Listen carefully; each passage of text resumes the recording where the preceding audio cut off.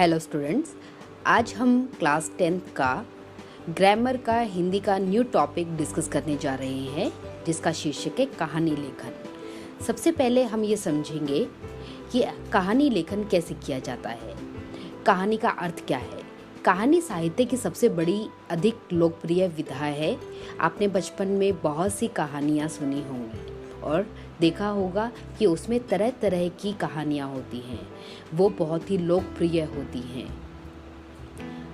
जैसे बचपन में बोला जाता है कि नानी दादी बहुत तरह की कहानियाँ सुनाती थी, उसी प्रकार आज हम आपको बताएंगे कि कहानी कैसे लिखी जाए। कहानियाँ अनेक प्रकार की होती हैं, जैसे परियों की कहानियाँ, पशु पक्षियों की कहानियाँ, जादू की कहानियाँ, साधु संतों की कहानियाँ, राजा महाराजाओं एवं वीरों की कहानियाँ।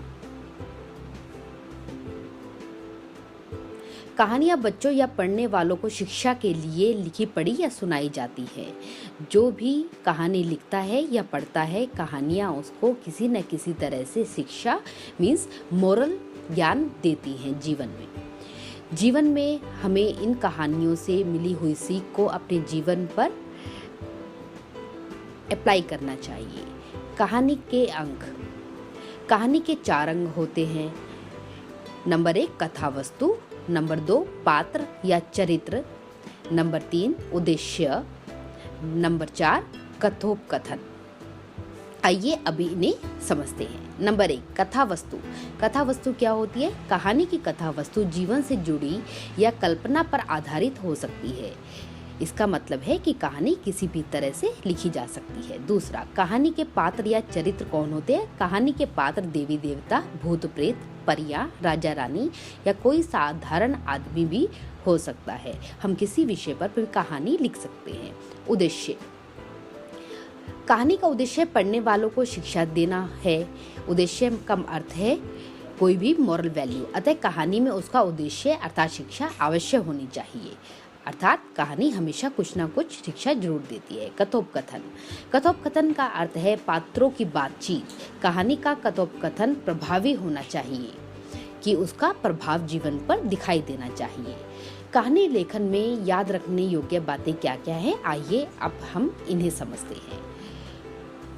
सबसे पहली बात, कहानी का विषय पढ़ने वालों की उम्र एवं रुचि के अनुसार होना चाहिए।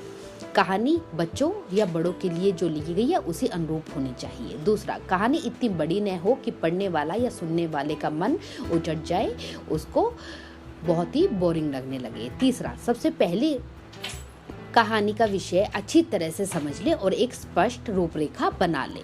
फोर्थ वन, कहानी की भाषा सरल और सुबोध हो और छोटे छोटे वाक्यों में हो। पांचवी, कहानी का कथोपकथन सरल और सजीव लगना चाहिए। छठा, यदि कहानी कल्पना पर आधारित हो तो भी सामान्य जीवन से समानता रखती हो। सातवां, कहानी रुचिकर, मनोरंजन एवं रखने वाली होनी चाहिए और शिक्षा देने वाली जरूर होनी चाहिए, क्योंकि यही शिक्षा हम अपने जीवन पर बहुत ज़्यादा प्रभाव डालती है। आइए अब हम देखते हैं कि हम इन विषय वस्तु जो भी हमने यहाँ पर पढ़ी है कि इनको पढ़कर हम कहानी को कैसे लिखा जा सकता है। कहानी में आपको कथा वस्तु, पात्र और जो आप आखिरी में सीख देंगे उसको बहुत ध्यान से आपको लिखना है। चित्र एवं संकेत विधियों द्वारा कहानी लेखन कैसे होता, आइए देखते हैं। उदाहरण नंबर 1, चित्र एवं संकेत बिंदुओं की सहायता से कोरा ज्ञान शीर्षक कहानी हम कैसे लिखेंगे। कोरा ज्ञान, जो हम आगे कहानी देखने जा रहे हैं उसका शीर्षक है कोरा ज्ञान। संकेत बिंदु का अर्थ है कि हमें कुछ बिंदु दिए जाएंगे, उनके ऊपर हमें वो लिखना होगा। अब बिंदु क्या है? बनारस, गंगा का किनारा, एक गांव, ब्राह्मण पुत्र, रुद्रदत्त, संस्कृत का विद्वान होना, घर आना, सम्मान पाना, घमंडी होना, कथा कहने दूसरे गांव जाना, नाव से नदी पार करना, नाविक से पढ़ाई के बारे में पूछना, नाविक द्वारा खुद को अनपढ़ बताना, नाविक के जीवन को व्यर्थ कहना, इसी बीच में आंधी आना और पानी बरसना, नाव गांव में डूब जाना, पंडित को तैरना ना आना, नाव द्वारा पंडित को बचाना, पंडित द्वारा नाविक को धन्यवाद देना, घर वापस जाना सीख। पुस्तकीय ज्ञान के साथ साथ व्यवहारिक ज्ञान भी आवश्यक है। इसका मतलब है कि हम जो बुक्स में पढ़ते हैं उसके साथ साथ हमें दूसरा ज्ञान भी जरूरी है। आइए देखते हैं कोरा ज्ञान। अब हम कहानी कैसे लिखेंगे, ऐसे लिखेंगे। गंगा के तट पर बनारस के पास एक गांव में एक ब्राह्मण रहता था। स्वयं तो कम पढ़ा लिखा था, किंतु अपने पुत्रों रुद्रदत्त को काशी में शिक्षा दिलवाई। वह काशी से संस्कृत का महान विद्वान बनकर गाँव वापिस लौटा।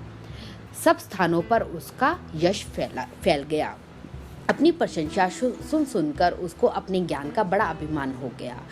वर्षा ऋतु के एक दिन उसको गंगा के उस पार कथा कहने को जाना था। पोथी पत्रा लेकर वह घर से चला। गंगा नदी पर पहुंचकर नाविक से बोला, भैया शीघ्रता करो, मुझे तुरंत उस पार जाना है। नाविक ने नाव खोल दी। रास्ते में उसने नाविक से पूछा, भैया तुम कितने पढ़े लिखे हो? उसने कहा, नहीं। रुद्रदत्त ने फिर पूछा, शास्त्रों की बातें सुनी हैं? उसने कहा, नहीं। नाव चलाने के अतिरिक्त और कोई काम नहीं किया? रुद्रदत्त ने उससे कहा, फिर तो तुम्हारा जीवन ही बेकार है।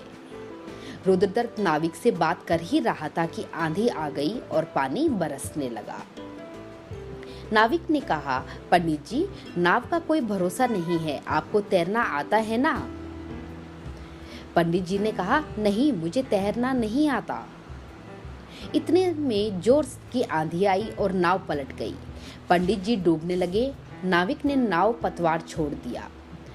पंडित जी को सहारा देकर गांव के किनारे लाया। हाँफते हुए पंडित जी ने कहा, भैया तुमने मेरे जीवन की रक्षा की है, मैं तुम्हारा उपकार सदा याद रखूंगा। किसी ने सत्य कहा है, कोरे पुस्तकीय ज्ञान के साथ ही कुछ न कुछ व्यवहारिक ज्ञान भी सीखना आवश्यक है। तो इनसे पता चलता है कि हम किस प्रकार कहानी लिख सकते हैं। धन्यवाद।